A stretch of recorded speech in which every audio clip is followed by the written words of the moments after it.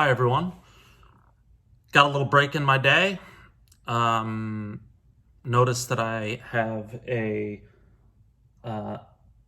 stack of records next to me. That's the stuff that I've been listening to a lot lately. So just figured I would do a very quick video on what I've been playing. Pretty short and simple. So these are the records that I've been spinning a lot lately.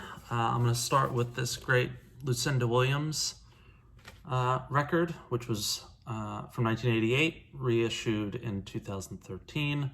I love this record. It's very different than Car Wheels, which is what Car Wheels on a Gravel Road, which she's largely known for. This has inspired me to listen to a lot of recent Lucinda Williams records, which I'm honestly not that familiar with. I sort of went through, I think, Essence and World Without Tears, and then after that sort of dropped off, but I've been going back and listening to West and a bunch of other records, mostly inspired by listening to this one. Passionate Kisses, Crescent City. This is Change the Locks. This is an outstanding record. There comes the dog. He always seems to be hanging, and then when I start a video, he wants to come see me. Come here.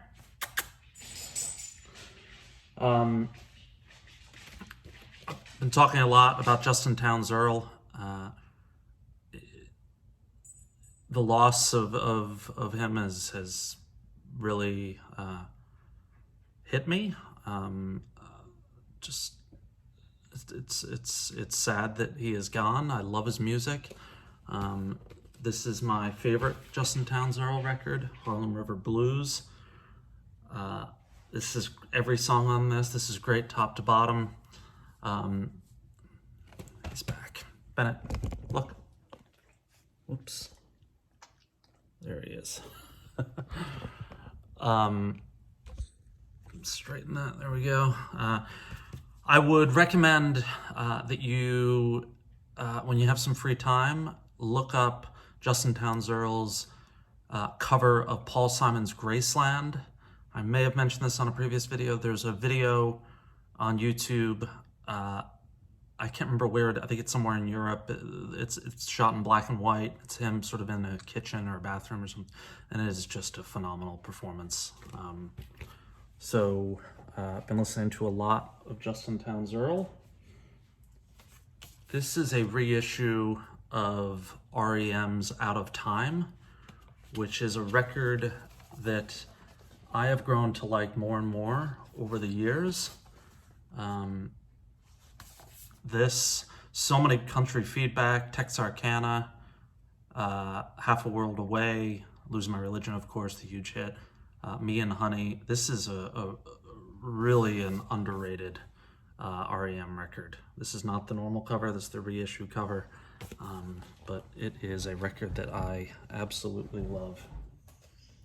Talk about these guys all the time, and I've been listening, oh, we got the glare again, and I've been listening to them, let's see, there we go, a ton of late.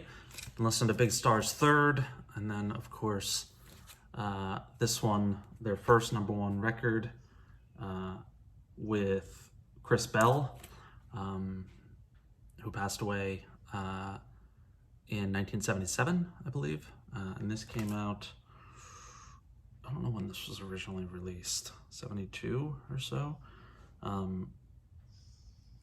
Big Star basically put out 3 records. #1 record, Radio City, and Third, or Sisters Lovers, I believe it was called. Both of those came out at different times, I believe on Ryko Disc. Similar to Nick Drake with a 3-album run, all perfect, 5 stars. They put out a record called In Space, I think, in the 2000s. That I honestly don't know.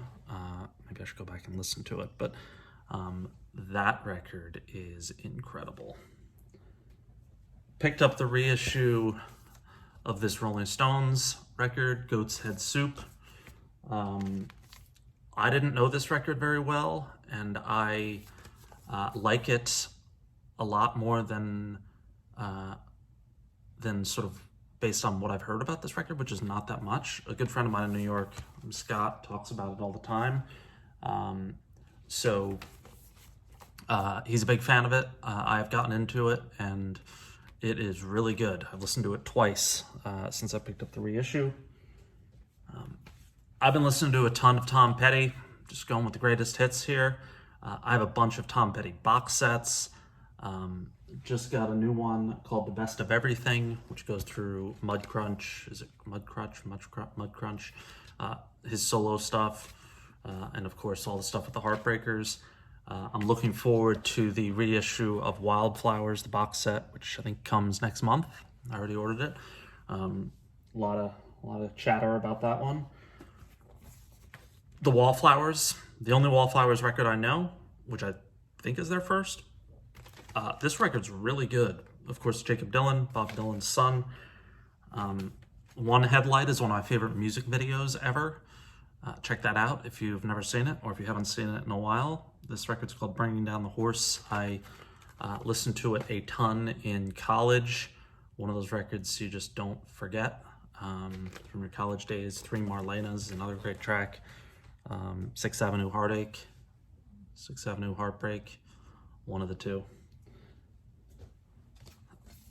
Scud Mountain Boys, Massachusetts, their second record. This is an original. A good friend of mine got this for me as a gift once, put out on Sub Pop. If I'm not mistaken, John, don't remember his last name, from Sub Pop, said that it was either the Scud Mountain Boys or the Prenice Brothers. The Prenice Brothers is led by Joe Prenice, who was the main guy in Scud Mountain Boys. I believe he said it was the best record that never sort of made it. It was either this, Scud Mountain Boys, Massachusetts, or the Prenice Brothers, Overcome by Happiness, which, man, I hope that gets a vinyl reissue at some point. I keep talking about Kenny Roby, but I'm still listening to this record, still loving it. Could be my favorite album of the year. The Reservoir is the name of it. Kenny Roby from Six String Drag. Just an incredible songwriter and talent. And then finally, I've been listening to this a ton. Inner Visions by Stevie Wonder. A perfect record. Too High. He's Mr. Know-It-All. Higher Ground, Don't You Worry About a Thing, Living for the City. Just a tremendous, tremendous record. Is it a gatefold now? Got it for $10 at my local record store here. Cannot speak more highly about this record. And then finally, a record I wish more people knew about, or a band that I wish more people knew about. This is more so of a record. The band is somewhat known. I talk about them quite a bit here. That is the Jayhawks.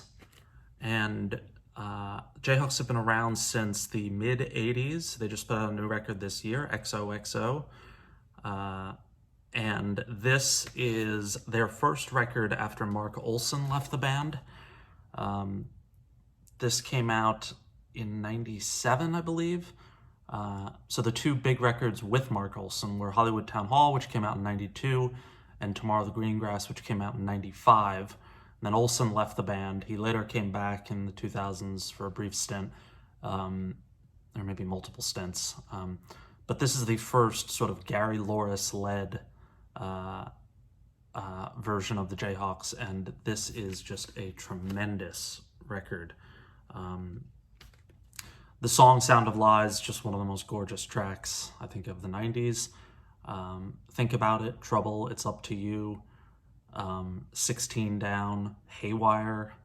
I think I remember having conversations with Brent Best about that song and how much he loved that song. Bottomless Cup, Tim O'Regan sings that one. Just a phenomenal record. Check it out. Jayhawks, Sound of Lies, and then dive into their entire catalog. Did this in under 10 minutes. Hope everyone is doing okay, or doing as well as you can be.